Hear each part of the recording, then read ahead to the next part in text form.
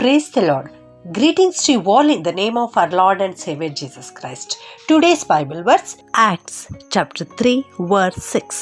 Peter said to him, I have no money at all, but I give you what I have. In the name of Jesus Christ of Nazareth, I order you to get up and walk. ಅಪೊಸ್ತಲರ ಕೃತ್ಯಗಳು 3ನೇ ಅಧ್ಯಾಯ 6ನೇ ವಚನ. ಪೇತ್ರನು, ಬೆಳ್ಳಿ ಬಂಗಾರವಂತೂ ನನ್ನಲ್ಲಿಲ್ಲ, ನನ್ನಲ್ಲಿರುವುದನ್ನು ನಿನಗೆ ಕೊಡುತ್ತೇನೆ. ನಜರೇತಿನ ಯೇಸು ಕ್ರಿಸ್ತನ ಹೆಸರಿನಲ್ಲೇ ಎದ್ದು ನಡೆದಾಡು ಎಂದು ಹೇಳಿದನು. ಪೇತ್ರ ಯೋಹಾನರಿಬ್ಬರು ಒಂದು ದಿವಸ ದೇವಾಲಯಕ್ಕೆ ಹೋಗ್ತಾ ಇದ್ದರು. ಆ ದೇವಾಲಯದ ಬಾಗಿಲಿನಲ್ಲಿ ಪ್ರತಿದಿನ ಒಬ್ಬ ಭಿಕ್ಷೆಗಾರನು ಕೂಡುತ್ತಾ ಇದ್ದನು. ಅವನು ಹುಟ್ಟು ಕುಂಟನಾಗಿದ್ದನು. ಅವನಿಗೆ ನಡೆಯಲಿಕ್ಕೆ ಬರುತ್ತಿರಲಿಲ್ಲ. ಯಾರೋ ಒಬ್ಬರು ತಂದು ಅಲ್ಲಿ ಅವನನ್ನ ಕೂಡಿಸುತ್ತಾ ಇದ್ದರು. ಜನರ ಬಳಿ ಅವನು ಭಿಕ್ಷೆ ಬೇಡುತ್ತಾ ಇದ್ದನು. ಪೇತ್ರ ಯೋಹಾನರು ಕೂಡ ಹೋಗುತ್ತಿರುವಾಗ ಆ ಭಿಕ್ಷೆಗಾರನು ಇವರಿಂದ ಏನಾದರೂ ದೊರಕುವುದು ಎಂಬುದಾಗಿ ಅಪೇಕ್ಷಿಸಿ ಅವರನ್ನ ನೋಡುತ್ತಾ ಇದ್ದನು. ಆಗ ಪೇತ್ರನು ಈ ಮಾತನ್ನು ಹೇಳ್ತಾ ಇದ್ದಾನೆ.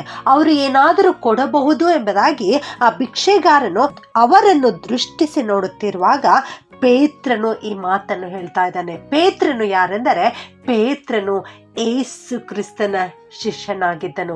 ಈ ಪೇತ್ರನು ಒಬ್ಬ ಬೆಸ್ತನಾಗಿದ್ದನು. ಮೀನು ಹಿಡಿಯುವುದರಲ್ಲಿ ಎಲ್ಲ ಜ್ಞಾನವನ್ನು ಇವನು ಸಂಪಾದಿಸಿಕೊಂಡಿದ್ದನು. ಅಂತ ಒಬ್ಬ ವ್ಯಕ್ತಿಗೆ ಯೇಸು ಸ್ವಾಮಿ ಒಂದು ದಿವಸ, ನೀನು ನನ್ನನ್ನು ಹಿಂಬಾಲಿಸು, ನಾನು ನಿನ್ನನ್ನು ಮನುಷ್ಯರನ್ನು ಹಿಡಿಯುವ ಬೆಸ್ತರನ್ನಾಗಿ ಮಾಡುತ್ತೇನೆ ಎಂಬುದಾಗಿ ತನ್ನ ಸೇವೆಗೆ ಯೇಸು ಸ್ವಾಮಿ ಕರೆದಿದ್ದರು. ಅವನು ತನಗಿರುವುದು ಎಲ್ಲವನ್ನೂ ಬಿಟ್ಟು ಯೇಸು ಸ್ವಾಮಿಯನ್ನು ಹಿಂಬಾಲಿಸಿದ್ದನು. ಅವನ ಬಳಿ ಏನೂ ಇರಲಿಲ್ಲ. ಅವನ ಬಳಿ ಯಾವ ವಿದ್ಯೆ ಇರಲಿಲ್ಲ. ಅವನ ಬಳಿ ಯಾವ ಪ್ರಮಾಣ ಪತ್ರ ಇರಲಿಲ್ಲ. ಅವನ ಬಳಿ ಬೆಳ್ಳಿ ಬಂಗಾರವಂತೂ ಇರಲಿಲ್ಲ.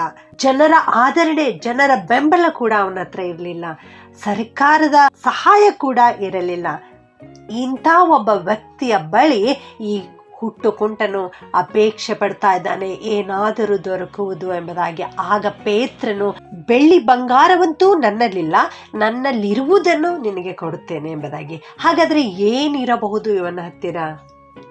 ಅವನು ಹೇಳ್ತಾ ಇದ್ದಾನೆ, ನಜರೇತಿನ ಯೇಸು ಕ್ರಿಸ್ತನ ಹೆಸರಿನಲ್ಲಿ ಎಂಬುದಾಗಿ. ಹೌದು, ಅವನ ಹತ್ತಿರ ಇರುವುದು ನಜರೇತಿನ ಯೇಸು ಕ್ರಿಸ್ತನ ಹೆಸರು. ಹೌದು, ಯೇಸುವಿನ ನಾಮ ಬಲವುಳ್ಳ ನಾಮ, ಯೇಸುವಿನ ನಾಮ ಶ್ರೇಷ್ಠವಾದ ನಾಮ. ಆ ಯೇಸುವಿನ ನಾಮ ಇವನ ಬಳಿ ಇತ್ತು. ಯೇಸುವಿನ ನಾಮದಲ್ಲಿ ಆ ಹುಟ್ಟು ಕುಂಟನಿಗೆ ಅಪ್ಪಣೆ ಕೊಡ್ತಾ ಇದ್ದಾನೆ. ಅವನಿಗೆ ಯಾವತ್ತೂ ನಡೆಯಲಿಕ್ಕೆ ಬರುವುದಿಲ್ಲ. ಆದರೆ ಅಂಥ ವ್ಯಕ್ತಿಗೆ ಇಲ್ಲಿ ಪೇತ್ರನು ಹೇಳ್ತಾ ಇದ್ದಾನೆ, ಎದ್ದು ನಡೆದಾಡು ಎಂಬುದಾಗಿ.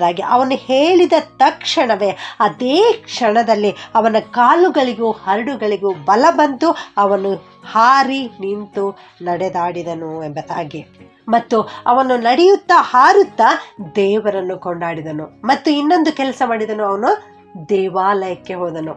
ಆ ಪೇತ್ರ ಯೋಹಾನರ ಮಾತನ್ನು ಕೇಳಿಸಿಕೊಂಡ ತಕ್ಷಣ ಆ ಮಾತನ್ನು ಅವನು ನಂಬಿದನು. 16ನೇ ವಚನದಲ್ಲಿ ಪೇತ್ರನು ಹೇಳ್ತಾನೆ, ಈ ಮನುಷ್ಯನು ನೆಟ್ಟಗಾದದ್ದಕ್ಕೆ ಕಾರಣ ಆತನ ಹೆಸರಿನಲ್ಲಿ ಇಟ್ಟ ನಂಬಿಕೆಯೇ ಕಾರಣ. ಯೇಸುವಿನ ಹೆಸರಿನಲ್ಲಿ ಅವನು ಅಪ್ಪಣೆ ಕೊಟ್ಟಾಗ ಆ ಯೇಸುವಿನ ಹೆಸರಿನಲ್ಲಿ ಅವನು ನಂಬಿಕೆ ಇಟ್ಟಿದ್ದನು. ಆದುದರಿಂದಲೇ ಅವನಿಗೆ ರೋಗದಿಂದ ಬಿಡುಗಡೆಯಾಯಿತು. ಅವನ ಜೀವಿತದಲ್ಲಿ ಅದ್ಭುತ ಕಾರ್ಯವಾಯಿತು. ಎಂದೂ ನಡೆಯದಂತ ಅವನು ಎದ್ದು ನಡೆದಾಡುವಂತಾಯಿತು. ಅವನು ಓಡಾಡುವಂತಾಯಿತು.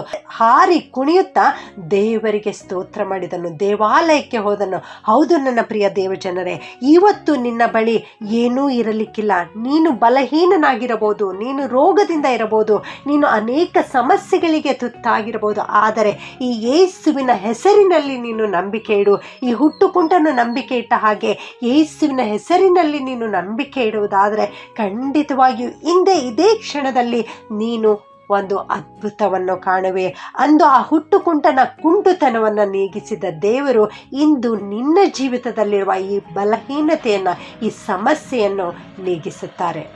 ಪ್ರಾರ್ಥನೆ ಮಾಡಿಕೊಳ್ಳೋಣ. ಪ್ರೀತಿಯ ಪರಲೋಕದ ತಂದೆಯಾದ ದೇವರೇ, ನಿಮಗೆ ಸ್ತೋತ್ರ ಉಂಟಾಗಲಿಯಪ್ಪ. ಇಂದು ನೀವು ಕೊಟ್ಟಿರೋ ವಾಕ್ಯಕ್ಕೋಸ್ಕರ ವಂದಿಸ್ತೇನೆ ಸ್ವಾಮಿ. ಪೇತ್ರನು ನಿಮ್ಮ ಹೆಸರಿನ ಮೇಲೆ ಆ ಹುಟ್ಟು ಕುಂಟನಿಗೆ ಅಪ್ಪಣೆ ಕೊಟ್ಟ ಕ್ಷಣದಲ್ಲಿಯೇ ದೇವ ನೀನು ಅದ್ಭುತ ಕಾರ್ಯ ಮಾಡಿದ್ದಿ ಕರ್ತನೆ, ಗುಣಪಡಿಸಿದ್ದಿ ಸ್ವಾಮಿ. ಅದಕ್ಕಾಗಿ ಸ್ತೋತ್ರ ದೇವ. ಇಂದು ಈ ವಾಕ್ಯವನ್ನು ಕೇಳಿಸಿಕೊಳ್ಳುತ್ತಿರುವ ಪ್ರತಿಯೊಬ್ಬೊಬ್ಬರನ್ನು ಆಶೀರ್ವಾದ ಮಾಡು ಕರ್ತನೆ.